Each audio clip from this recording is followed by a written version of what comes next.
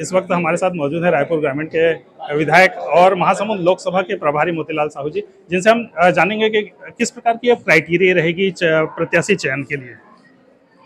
देखिए, प्रत्याशी चयन के लिए कार्यकर्ताओं का, नेताओं का सुझाव और काम के आधार पे वरिष्ठ नेताओं ने ले चुके हैं और इसका हमारे यहाँ प्रदेश स्तरीय चुनाव की समितियां बनी हुई है, राष्ट्रीय स्तर में समितियां बनी हुई है।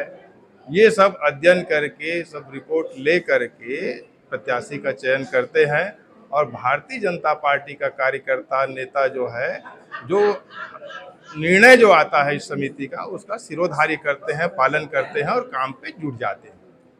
विधानसभा चुनाव जीतने के बाद काफी उत्साह है कार्यकर्ताओं में, नए नए प्रत्याशी आ रहे हैं। क्या हमें माने कि इस बार नए प्रत्याशी पर दांव लगाएगी?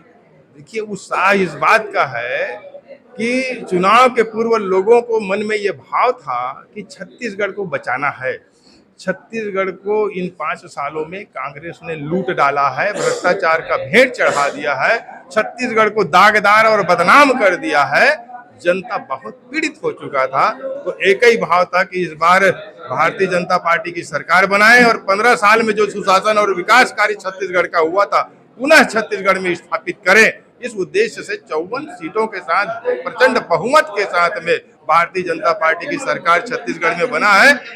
कार्यकर्ताओं में बड़ा उत्साह है और निश्चित तौर पे ये लोकसभा पूरी 11 की 11 हम जीतने वाले हैं और भारी मतों से हम जीतने वाले हैं। ये इतिहास इस बार छत्तीसगढ़ रचने वाला है।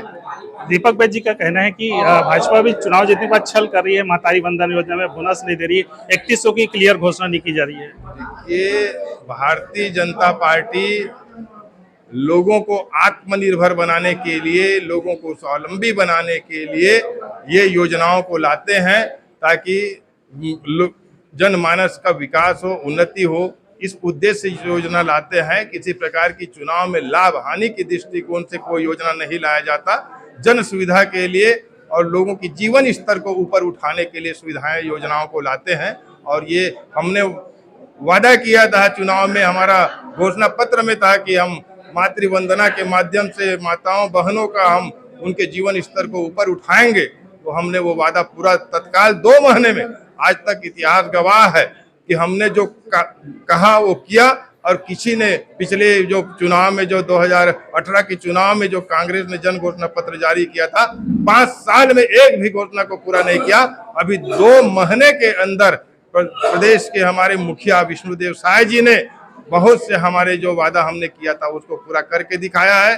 पूरा भरोसा और विश्वास आम जनता का भारतीय जनता पार्टी के साथ है। इस लोकसभा चुनाव में प्रचंड बहुमत से 11 की 11 सीट हम जीतने वाले हैं। अंतिम सवाल है, ईडी और आईटी का सहारा ले रही है, विपक्ष लगातार आरोप लगा रहे हैं। ईडी आईटी अपना काम कानून और संविधान में रह करके कर रहा है और इन विपक्षियों का काम आरोप लगाना है। ये अपने आप भ्रष्टाचार जितना किए हैं 5 सालों में और केंद्र में जब इनकी सरकार रहा तब, इनको स्पष्ट करना चाहिए। ये उसी की सजा भुगत रहे हैं। ईडी आईडी अपनी कानून व्यवस्था के हिसाब से, संविधान के हिसाब से अपना काम कर रहा है। ये थे हमारे साथ मोतीलाल साहू जी, जिनका कहना है कि ईडी और आईटी अपने हिसाब से कार्य कर रही है और 11 की 11 लोकसभा सीटें वो जीत रही है। प्रखर टीवी के लिए अपने सहयोगी आशीष बंगानी के साथ मैं भूपेंद्र साहू।